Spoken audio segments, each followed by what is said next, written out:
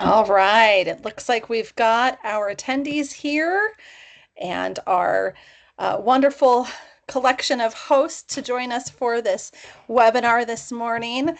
Hopefully you are settled wherever you are at. Thank you for tuning in, whether you're in Florida near Rob, in Washington State, somewhere out by Jody, Central in the Midwest, in Illinois like me, or joining us from somewhere else around the world. We're really grateful that you would take some time to join us.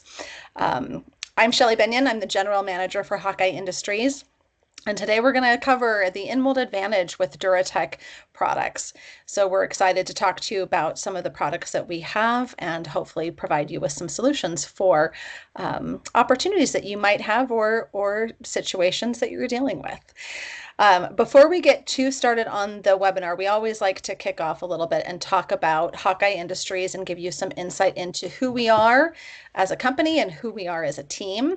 If you're familiar with us, if you've watched any of our other webinars or watched the videos on YouTube, you may recognize our faces. If we've been in your shops or we've traveled with you, or likely we've spoken to many of you on the phone. Then you may be a little bit familiar with this. So Hawkeye Industries was founded in 1983. So we are a healthy, wise, middle-aged company. And we are the sales, service, marketing, technical support team for the Duratec AquaBuff StyroSafe line of products, which are sold and inventoried through our distribution partners worldwide. As you can see on the screen, there are a variety of industries that our material interfaces with, a variety of applications that we support. And that also means that out there's a variety of different yous who are sitting in different facilities, whether that's distribution, whether that's carbon fiber fabrication or a fiberglass shop. We have the joyful position to work with a variety of different folks in the industry. On the call today, joining us on the call today, are my colleagues Rob Smothers. You can see Rob covers the South Central, Southeast United States. Hey, Rob. Good morning. Good morning. Out on the West Coast, we have Jody Wise. He covers pretty much everything in North America from the Rocky Mountains over west. Good morning, Jody.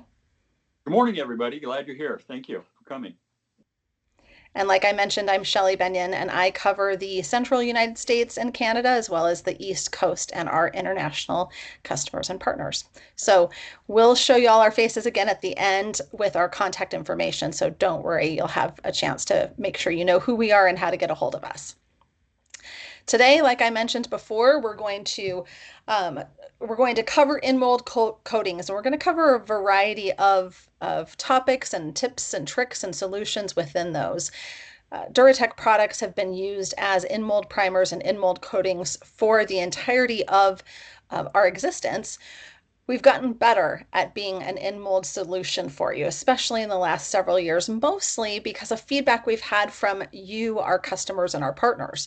So a lot of our R&D and development comes from ideas and suggestions that we have from customers that we visit with, from shops that we are in at, where someone has figured out a new unique twist, and we take that back to R&D and develop something different. So today we're going to cover the benefits of Duratec in-mold, who should be using in-mold coatings and why, how to prime in-mold successfully versus top coat. We'll talk about top coating as well.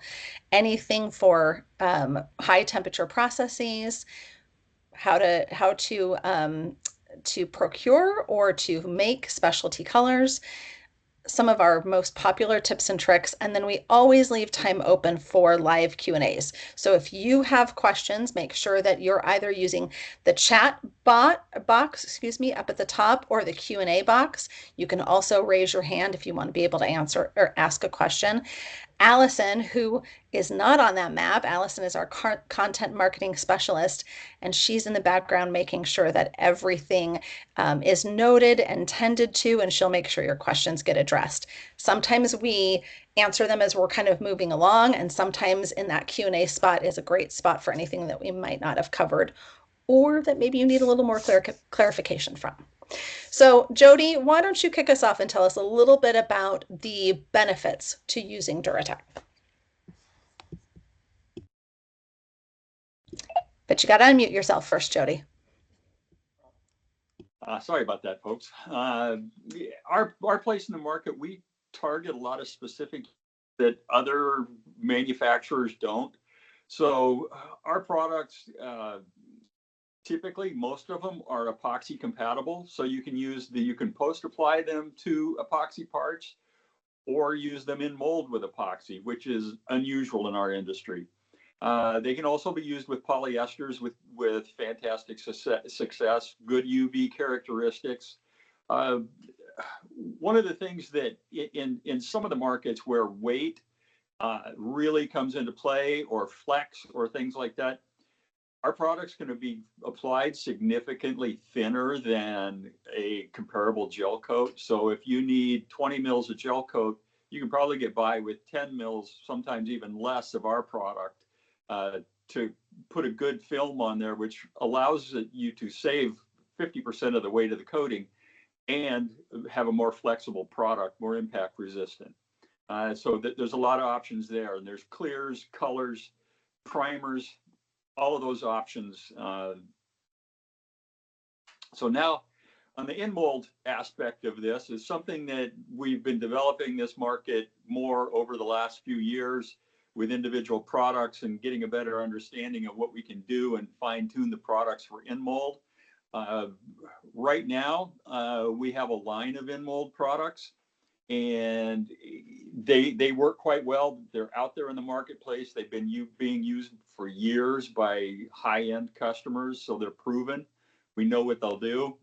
We can walk you through the process of using it. Now, another thing that helps is cut the time off. Because if you're trying to make a carbon fiber part and you want to clear coat that after the fact, it's tough to do. Carbon fiber, whether it's pre-preg or regular infusion, so many defects in the surface. If you put a clear coat in there beforehand, it comes out of the mold with a perfectly good surface. You may not need to touch that up. You can spray it with a clear urethane. You could paint over it with any color you want, but it saves time because you don't have to work that carbon surface. We already covered the weight savings a little bit and the compatibility with epoxy. Like I said, we've got long-term decades of use with epoxy out there in the field. We know what it can do. We can walk you through that process.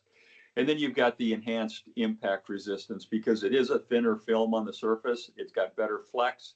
So our repair work later, failure in the field is reduced.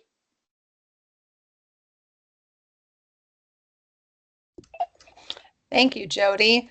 So there's a lot of industries represented on this call today, Rob.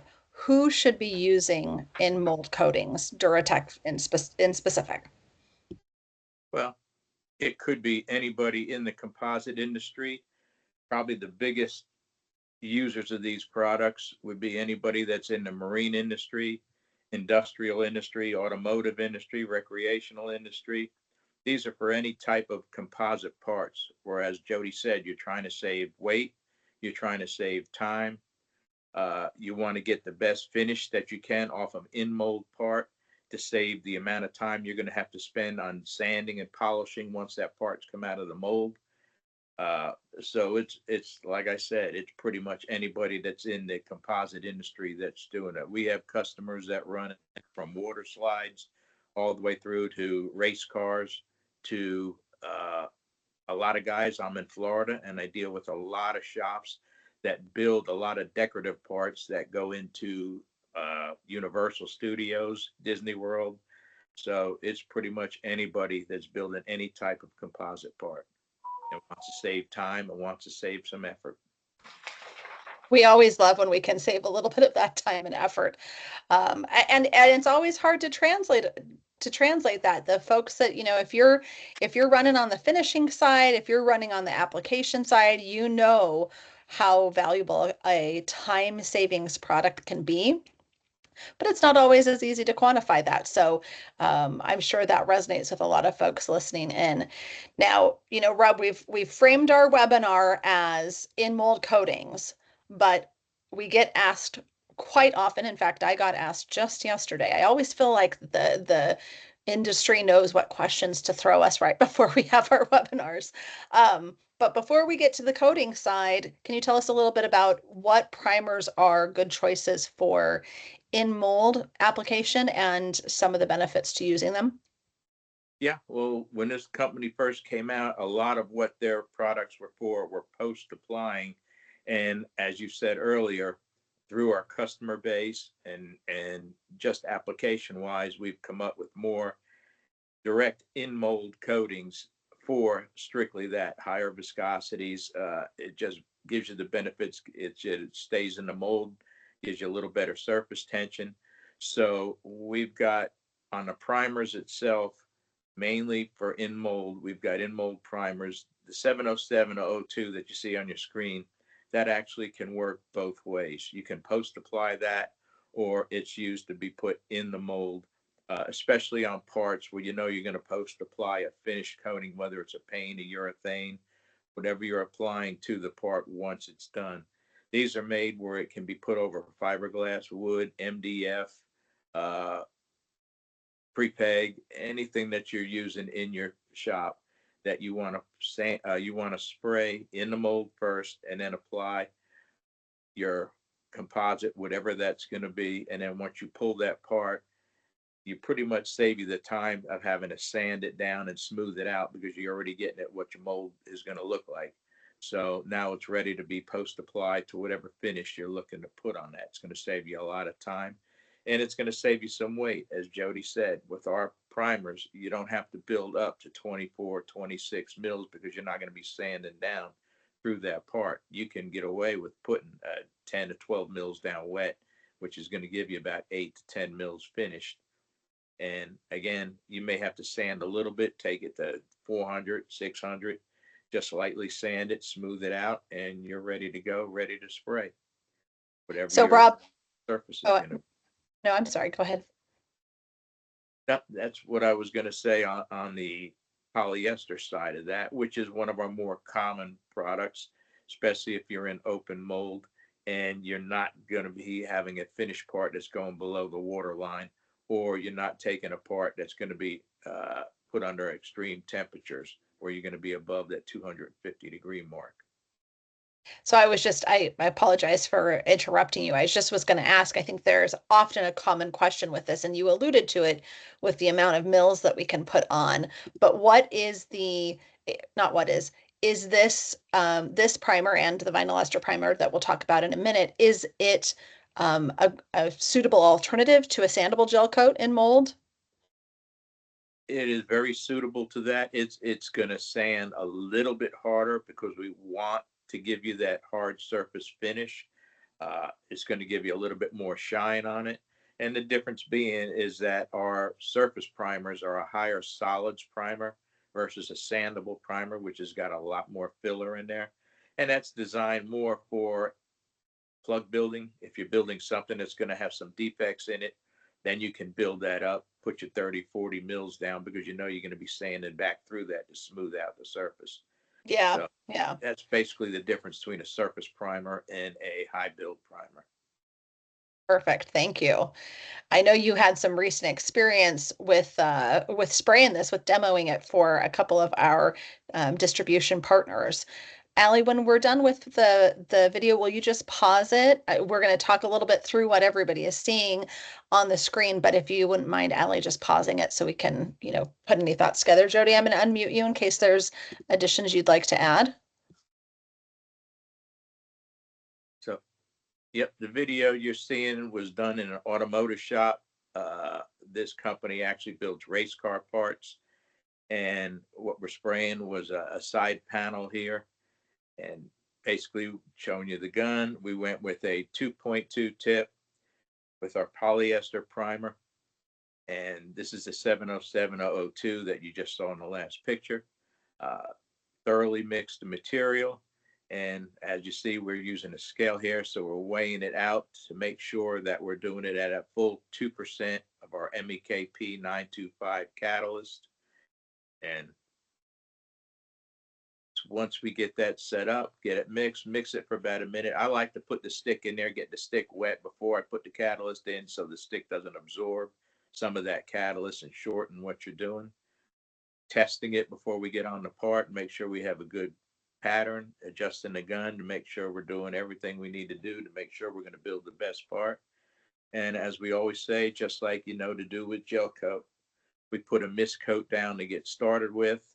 And the video doesn't show us standing around waiting, but we wait about 2 minutes in between passes to let the solvent flash off and then come back. From there out, we're running about 5 to 7 mils. We put about 3 passes on this part to get the finish he's looking for. With this company particular, weight is a big issue. So everything we can do to keep the weight minimized on these parts is pretty important to them. And once this thing is primed, we couldn't take any pictures of the race cars that he was building, but the owner of that company comes out and almost like an artist, the way he paints these cars, it really was phenomenal. So, Rob, if I'm understanding you correctly, then the next step in this process post pull, not the next step, but after the part is pulled out, is it straight to paint? He will check that part thoroughly. He may take a 400 grit sandpaper if he's got a burr, if he's got scratches on there, anything that he wants to fix, because in particular at this shop, he wants those parts perfect before they go to the paint shop. For the most part, there's not a lot of work that needs to be done on that.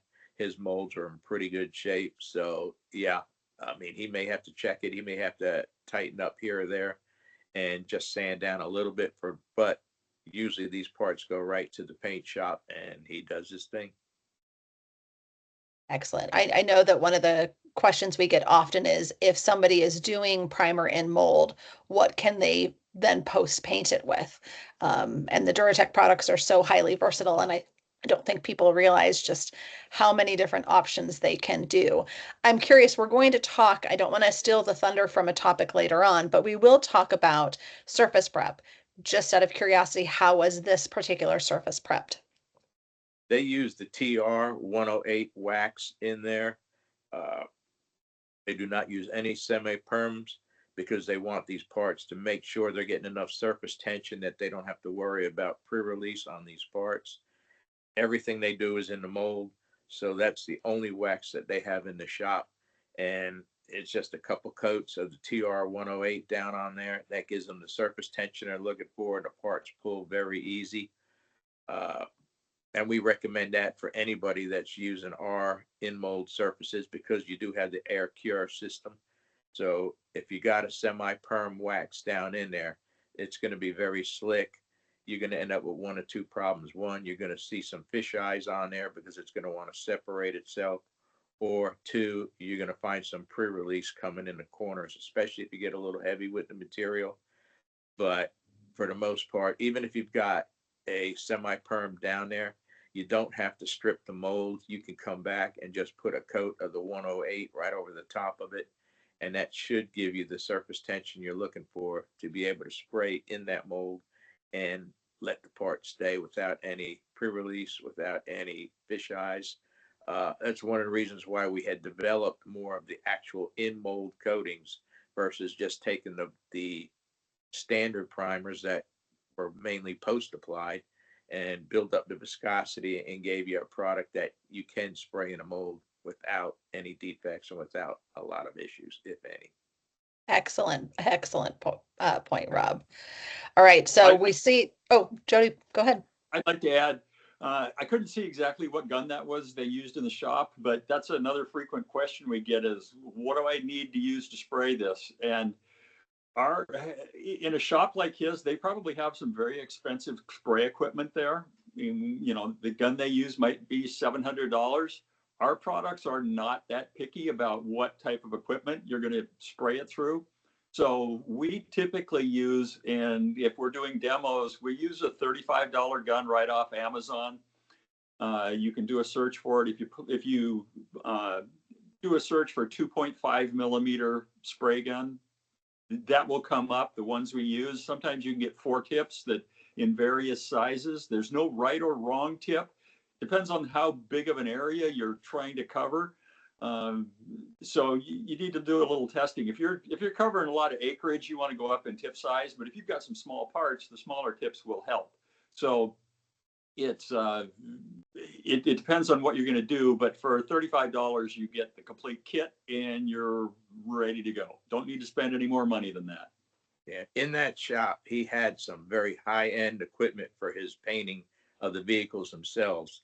In that booth, these are typical HVLP guns that he got from Harbor Freight that cost about $75. And the tip size that we used actually to spray this primer was a 2.4 tip. That's a great detail to add, Rob. So Jody brings up a good point in terms of equipment. Rob's comment on the tip size is a very, very frequently asked question for us. And right at the beginning, we saw Rob go through a lot of the process for proper application of our material. That's a quick video. You may not have been able to take notes. I promise we're going to come back to where you can find information on what that process, that standard process is, and some of those pieces of information that Jody and Rob just shared with us. So Rob, thanks for lining this demo up so perfectly with our in mold webinar so we could use some of your footage from it. Before we shift out of the primers, would you talk to us a little bit about, that's the 70702, the polyester. Tell us a little bit about the vinyl ester. This one that's on your screen right now is actually made for in mold. And these are more for if you want a high performance, if you want a product that's going to be going below the waterline, if you need something that's got a little more chemical resistance, just like our standard primer, it's got a rapid cure. It's ready to stand in 1 to 4 hours. You can be back on this part. The vinyl ester's got excellent adhesion to pretty much all substrates, even including some metals. We'll tell you that if you're going to be spraying on aluminum or you're going to be spraying on some soft metals, that we want you to abrade the part first. This way, this material has something to really bite into. Or if you're going to be post-curing these parts because you want to move through the system a little bit quicker, anything that you're going to be above that 150-degree mark, we want to make sure you're running with the vinyl ester because it's just going to give you better results than a polyester if you're running anything with high temperatures or if the part itself is going to be put under extreme heat once it's built and you're going to be above that 150-degree mark. We recommend going to a vinyl ester. And as you can see, it also comes in mold. It comes in white, it comes in a gray, and it will come in a black. So, and we have an untinted version where if for whatever reason you need to have that tinted to a certain color, we've got that application as well. But again, it's water chemical resistant, more so than a polyester. It gives you great adhesion to whatever that substrate, including some metals that you're going to be spraying on. And you can also build this up. You go slow, but if need be, because you want that extra material on there to give you that extra build, you can build this up a little bit thicker than what's normal of, let's say 18 to 20 mils. You can probably build this up to 24, 28 mils if need be. This one also, you can use it with pre-preg depending on the temperature of the cure. If you can keep it down below 300, 280, 300 degrees, then you can use it with pre-preg. Great point, Jody. And that's one of the kind of niche areas where we see a lot of this product moving is with the pre-preg world. So Jody, Rob did a great job of kind of lining us up, explaining the priming portions in mold and why that choice might be right or necessary for customers. We're here to talk about in mold coating. So I'm going to pass this to you. You've seen a lot of shift and development in the last several years with the usage of this, especially with the goal for lightweighting. Talk to us about in mold coatings. Yeah, this line of coatings is your finish. It's designed to be used similar to a gel coat, so you can get just about any color you want. There are minimums on certain colors because it needs to be a full batch. But in a production environment, and we have quite a few customers that use an ongoing products with their custom colors with this line of products, these in mold top coats. Similar to gel coat, you've got the option, it's easy to repair. You can spray things over it. You can sand and polish out any defects you might have in the part. All of that's normal, except that you can, some of our customers like to get this down to 6 to 8 mils so that they can save as much weight as possible on the part. We developed a clear first for that use to go over carbon for in mold purposes, because the old product we had was not that user friendly in mold. So we developed the clear. Then we branched off into the colors. So you can use this with polyesters, vinyl esters, or epoxy, just like you would use any other in mold coating in the composites world. So it gives you a lot of options as to what you can do. You're not limited anymore with epoxy coatings for high-end purposes. And the fact that you can save 50% in the weight is great, because some of these things, you're talking pounds of weight savings, not just ounces. So it really comes into play. And they look at trying to structurally trying to save 3 or 4 pounds in something is almost impossible, and it's extremely expensive. Whereas they can just switch from another coating to this, and they've saved 3 or 4 pounds on that part with really no additional effort. It just goes right into the system, doesn't complicate everything, gives them better impact resistance and great weathering. So, and these products are extremely water resistant too. They can be used below the water line, and some of the industry uses them that way. And just because these are in mold coatings, if you think you have to buy 2 coatings, these coatings can work. And I'll grab something here. These coatings can work. They just don't level and flow quite as well, but they can still cure with a high gloss finish. They can be used post applied also. So if you're just looking for one thing to have in your shop, this will work both ways. And that's with all the colors and the primers. But they are geared toward in mold purposes. So Jody, I before we jump to the sun shield, I know that the high gloss coating came specifically out of development that you did directly with a customer, without giving any specific details to that customer. Just what were some of the criteria that they were trying to meet or accomplish with coming up with essentially a new product, a blend of many of our products, and trying to figure out something different. Well, what they had, there are other products that are claimed to be compatible in the industry, but they're problematic and they're hard to get. There's large minimums, and there's a difficulty in getting them, and the shelf life is extremely short.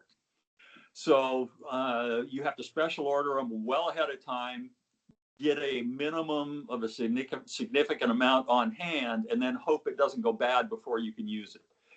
Our products have twice the shelf life of most of the other products. We're at 6 months, they're at 3 months. And even at 6 months, they still work just fine. We just have to put the date on there somewhere, and 6 months is twice what everybody else does. So that's where we go. But they needed a very, very lightweight coating. They make very expensive competition craft that, like I said, that 3 to 5 pounds, that is a huge factor in their world. Even those are their very large parts, 3 to 5 pounds is a huge factor. Mm-hmm. And they needed something that would fit into their production schedule so they could spray clears. And some of these times they're doing tape lines, sometimes they're not, sometimes they're just clear parts, sometimes they're a combination of colors. But these are high-end, perfect parts that they make that are very expensive. And that's what they needed, a product designed for that purpose that would meet their customers' expectations and still be easy to use in the shop. And mm-hmm. Once we got this dialed in for them, they've been extremely satisfied for several years now on the performance of the product. Whereas prior to that, they had lots of issues working with other products and trying to keep product in stock that was still in good shape. So that's Yeah. kind of where we went. And this was the first product we did for them, the clear. Uh, it's like our other clear. It's just slightly higher viscosity so that you can get it to lay down on a waxed surface. The other one was designed to spray more like an automotive clear, being post applied, whether that was on wood or carbon fiber or whatever you wanted to put it on, where you needed a clear coat. It's got great UV resistance. It levels and flows, and it again, it would lay down more like an automotive paint. This is slightly higher viscosity. It still lays down good, but just not as good as the other one. That because it leans towards in mold usage. Uh, so you can spray this at 6 mils in mold. Put your epoxy behind it, your epoxy laminate behind it. Now you've protected the epoxy. You've got a surface you can work with. And it works great. Now, what other companies have done, and depending on how they're making the parts, whether they're infused or hand lam, they can use this as an in mold coating so that they get a very good finish on the epoxy parts. So or the carbon epoxy parts or polyester, but carbon tends to has lots of defects in the surface because of the fiber bundles and the complications that adds. So they'll use this as an in-mold primer as a clear. And if they prefer to spray a 2-part urethane automotive clear over the top of it, and people do it both ways. If they want added protection, they can put that clear over the top. But when that clear starts to fail, they can sand it off, and they still have a good clear base under that they just sand off the old clear, prep the surface, and respray it with clear instead of having to fight that epoxy underneath or the carbon that you may expose and sand into. So it works well either way, alone for UV resistance or with a urethane paint sprayed over it after the fact. Jody, we got a question that I was going to save for the Q&A session, but I'm actually going to interject it here because I think our team, you, Rob, and I often get questions related to Sunshield in mold, and coatings in mold in general, particularly with the infusion process.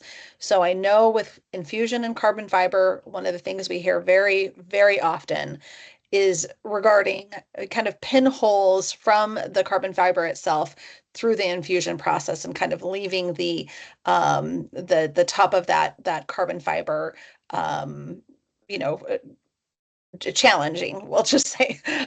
Does the application of the Sunshield in mold, will that help eliminate the pinholes through the infusion process?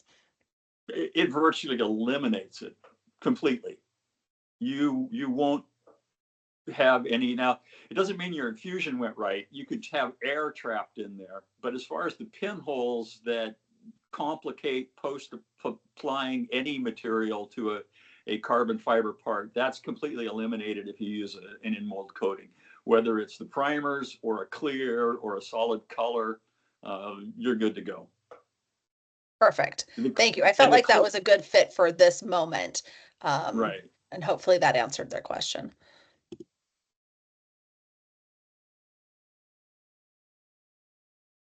All right, so for any applications, Jody, where perhaps the temperature threshold is a little bit higher, or in situations where the material's being sprayed in order to create a tool or a mold surface, can you tell us about the vinyl ester top coats as an in mold coating?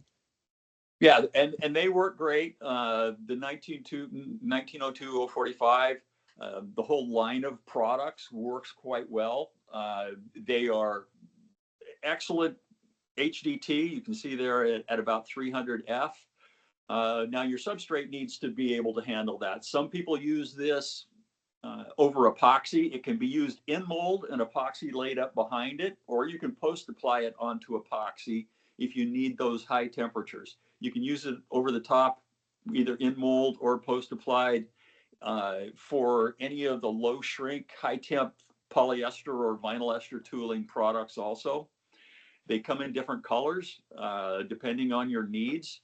And one way that a lot of customers use these products is to eliminate porosity. You can put the clear down in mold first and then spray your color of choice behind it.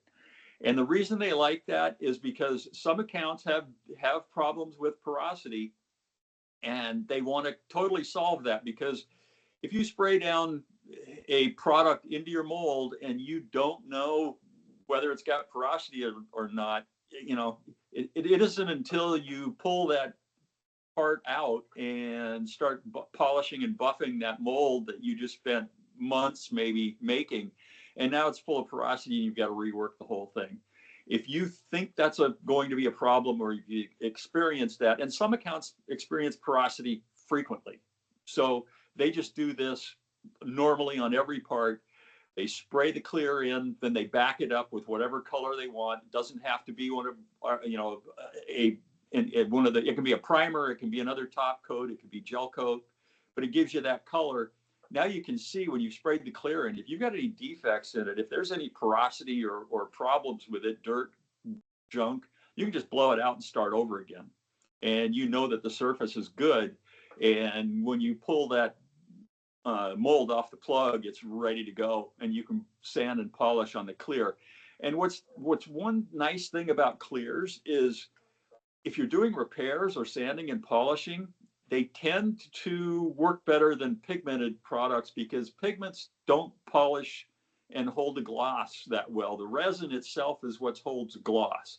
So the less pigment in there, the better the gloss is. So you run into a couple of advantages that way. And if you need to repair it in the future, typically those repairs are less noticeable. But that's a big advantage with using the clear and then backing it up with either a primer or another top coat. Fantastic. Thank you, Jody. Jody happened to mention, in that last piece, the desire to have that color and spray the clear first. One of the things that we've seen a huge shift in is requests for specialty colors. So, don't hesitate to talk to us about that. The original color, like Jody said, the original product that we developed for in-mold application was the high viscosity sun shield clear. That led to the next development, or the support of that white and black in-mold coating. That product now has about 23 different specialty colors that we have fine-tuned for specific end-use customers. So if you're one of our distribution reps and you're working with a customer who's looking to lightweight, they could use something beneficial like that, but they have a color preference or a color spec that they need to meet. Don't hesitate to talk to us. If you're a customer and you're looking at how you could implement that yourself, that's one of the things that our team does, and does very well. So we take the chemistry and performance of the material that we know works and works well, and then we tweak it to be the color that you need it for your application. So don't hesitate to reach out to us on that and find out a little bit more about that process and what minimums might be involved with that process itself. We're getting to the meat of the call. This is typically the portion of our webinars where all of our attendees, those of you out there participating with us this morning, everybody's ready for the tips and tricks, the mistakes to avoid, the best practices. So I'm going to bring everybody on screen. Make sure you're unmuted. We're just going to talk about some of the best practices when you're dealing with in-mold coatings. And of course, we work for Hawkeye. We love our Duratec brand.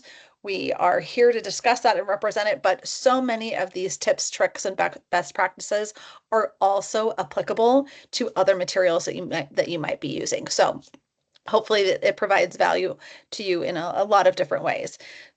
Yesterday, we kind of went through each of us put out one individual suggestion in terms of a best practice. Jody, what is yours? Measure exactly how much catalyst you're putting in, and use the proper type of catalyst. The glug method doesn't work. It's very inconsistent. And if you accurately measure the catalyst, you will most likely get the result that's claimed on the data sheet.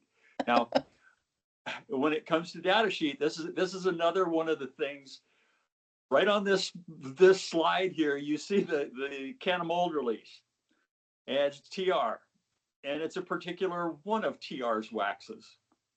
Read exactly what it says on the back of that can and use it that way.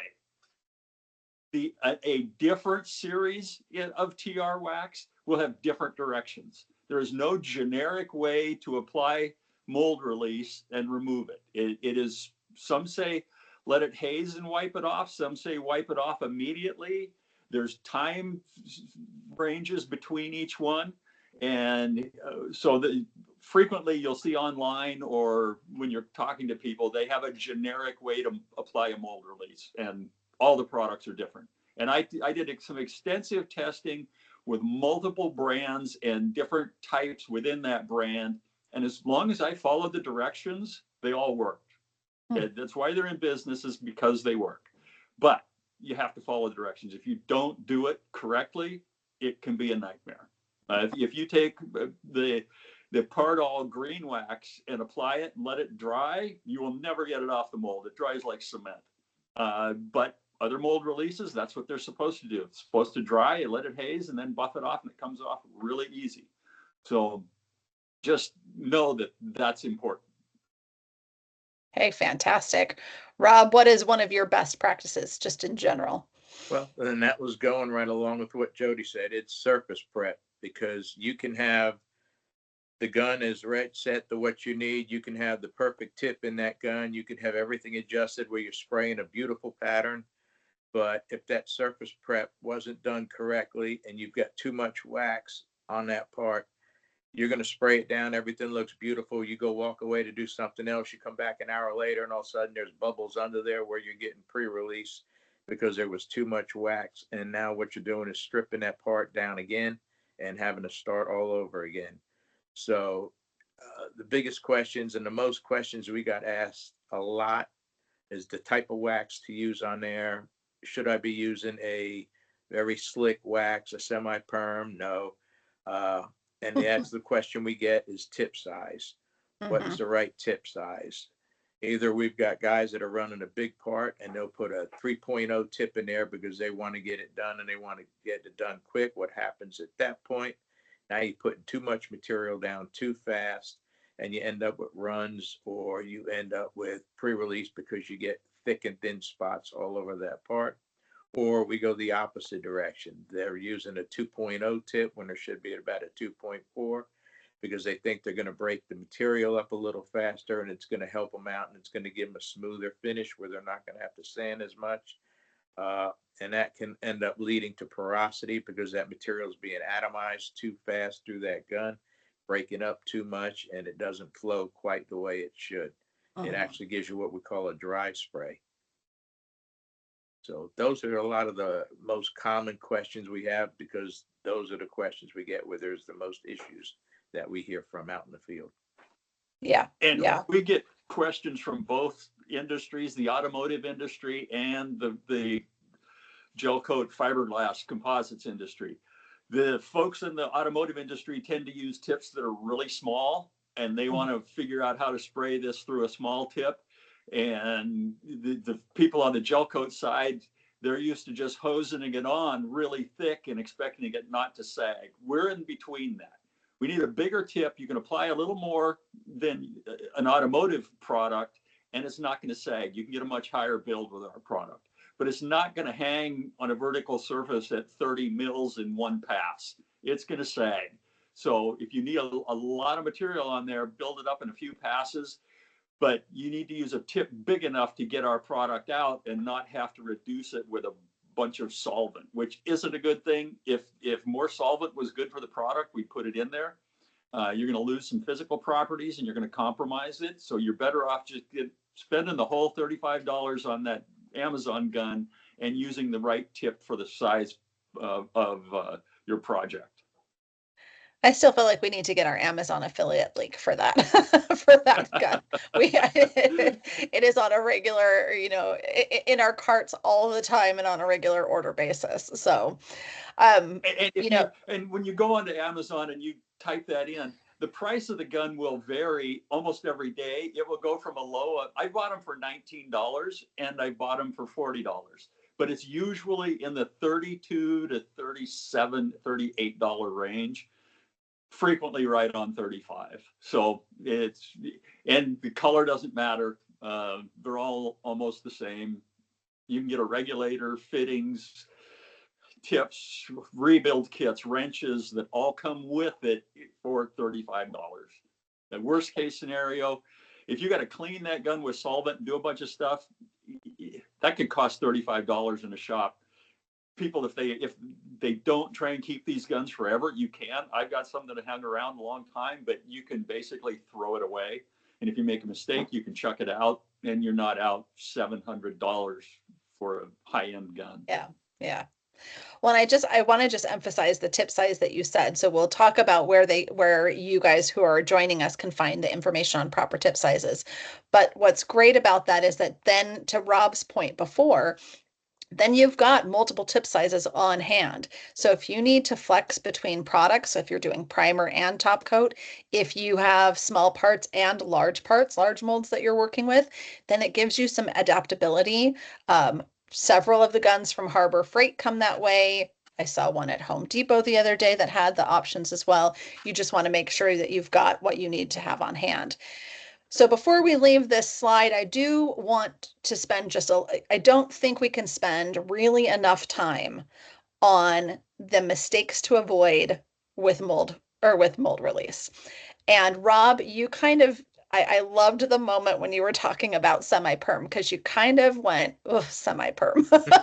And from a production perspective, we love semi-perms. We love the ability to kind of pull and move quickly without spending a lot of time in releasing the mold and reapplying mold release.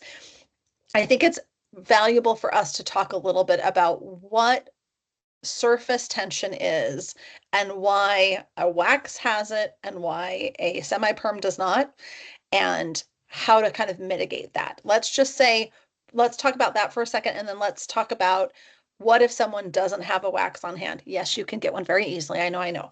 But if they're using a semi-perm, how might we want them to adjust that? So let's start first with wax versus semi-perm surface tension. Jody, what's the difference? The whole goal with the semi-perms is to have as little surface tension as possible. It seals that surface with a polymer coating, basically, and you want high production, you want multiple pulls, and you want the surface to be extremely slick. And the industry, the mold release industry, they had in the beginning, the goal was, let's get as many pulls off this as possible. So if they could get 50 pulls, that was better. Well, then they realized that not everything could tolerate that slick of a surface. You needed some surface tension to have it bond. Paste wax have quite a bit, whereas some polymer coating semi-perms don't. And each one of the semi-perm companies has come out with a range of surface tension products, so you can adjust that. And if if you want to use that, great. Just be forewarned. Especially if you're working on tooling, there's no reason. You're only looking for one good release, not multiple. So you have to dial some of those in. But that's what the difference is. The low surface tension with polymer coatings and the higher surface tension with paste wax mold releases. Fantastic. Thank you. And Rob, if someone is for some reason on a desert island, they can't get a tub of paste wax, what are some modifications to application they might be able to do to get that material to lay down on the semi-perm surface? You just have to be a little more careful in applying it. I would say you'd go with multiple dust coats just to let it tack up one pass after another. And you'd have to build it up a lot slower than you normally would if you've had a paste wax down there and you're not too concerned with your surface tension that you're having. I mean, the biggest issue and the reason why we went to the semi-perms is so you don't have to wax as often, but more than so people were more scared that they were going to stick apart in that mold. And especially on, let's say, the marine industry, and you got a 36, 42-foot mold, and you stick that part, you're talking hundreds of $1,000s of a mold that's going to get ruined if you got to sit there and try to chop that part out. So that was the reason for the semi perms. Hmm. As I said, with our material, because it's got the air dry system in there, we do not need the slickness that you get with a semi perm, as Jody had said. So you want the surface tension that's on there. If you don't have a paste wax to be able to give you that surface tension, then the best bet is to apply slowly, let it build up, give it a couple minutes in between each pass, let it tack up a little bit, and be able to build that surface tension yourself by the way you're spraying the part.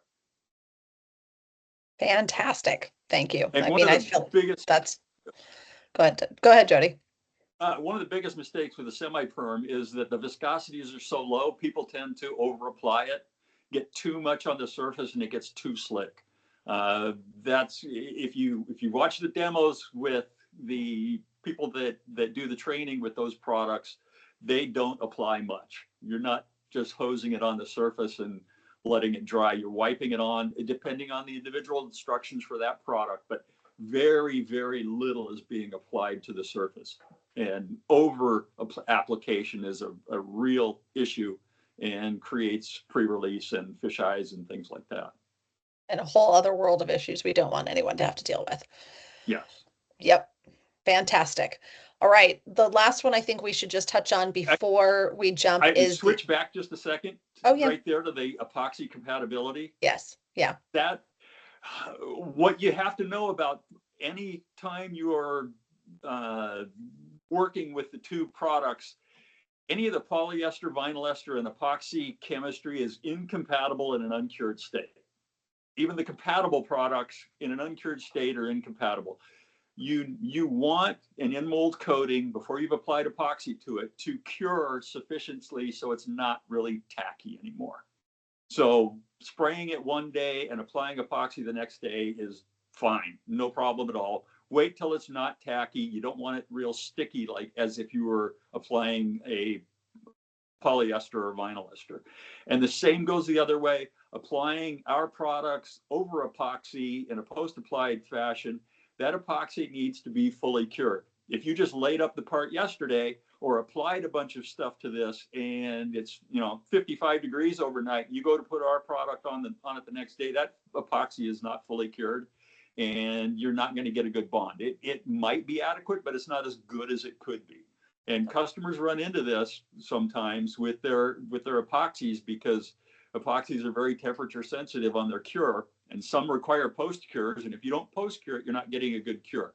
The other problem is anytime you've mixed a filled epoxy, you've got an epoxy fairing compound that has microspheres, glass bubbles, phenolic spheres, whatever in it, a lot of filler, those don't cure that well. The mass of the epoxy doesn't allow it to cure that well. It's a difficult surface to bond to, and you will probably get some peeling later on. It's not going to happen on day one, may not happen in year one, but you're probably going to have a problem because the bond isn't good. That epoxy isn't cured well enough. You sprayed our product over it, everything looked good on day one, and later on it's a failure. So if you put neat epoxy, just a layer of epoxy over the top of that filler, now you can sand it and do everything and our product will stick and the epoxy will stick to that epoxy filler fairing compound well, but our products don't. And that goes for anything you put over epoxy. That epoxy fairing compound needs to be cured and it doesn't cure well, so know that ahead of time. I feel like that was the theme of our 2023, Jody. Yes. That topic alone.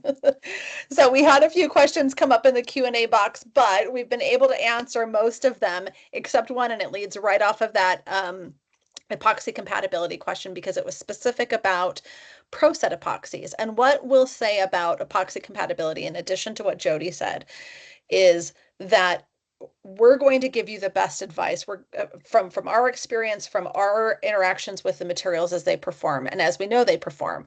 There are a tremendous amount of epoxy manufacturers and providers out there in the world. It's best for you to just test material and make sure. We happen to know we work really well and are compatible with the ProSet group, but there's lots of choices out there. So if you're making a different choice with epoxies, just make sure that you test for compatibility or talk to us. We've got a lot of experience and a lot of knowledge to share from folks who have done things really well and seen success, and folks who have learned different lessons. One of the things that has been on repeat in our webinar today is read the information, follow the directions. Jody, Rob, and I love being resources for you. We've also worked really hard. Allison, our content marketing specialist in particular, has worked very hard to make sure that all of the information about our products is at your fingertips. So if we didn't cover information today, or you want to go back and look at what tip size is appropriate, how to catalyze, how to troubleshoot, our website holds all of our technical data sheets. Our technical data sheets have your standard technical information. They have application guides, they have troubleshooting, and they certainly have where to find us and how to contact us. We also have our brochures, including our brand new in-mold coating brochure. You can see that on the right-hand side of your screen. That's available for download, so it talks about the products that we discussed today. Then you can go and pull those data sheets. And then you can go find us if you have additional questions. So Allison will put up our contact information for Jody, Rob, and I. You are more than welcome to reach out to us. It is the best part of our job. We love being together like this, but the best part of our job is the time that we have to connect one-on-one with you, whether that's by phone, whether that's in a visit to your shop or a ride in your car if you're one of our distribution partners.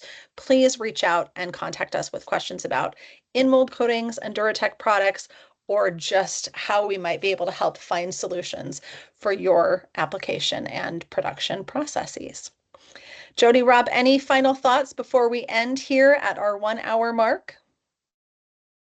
I'd say don't hesitate to call, because we can walk you through specific specialized processes that you maybe, you're thinking right now, I've got this particular question for my exact project, and we can help walk you through that. We might have the answers, or we might just only be able to give suggestions, or maybe it's a don't do this, but we'll try and help. And we enjoy the phone calls. We learn a lot. I don't know how, Jody, I don't know how often we say don't do this. There are definitely some areas where we do say that, but most of the time we say, what do you think you're going to get out of that? Yeah.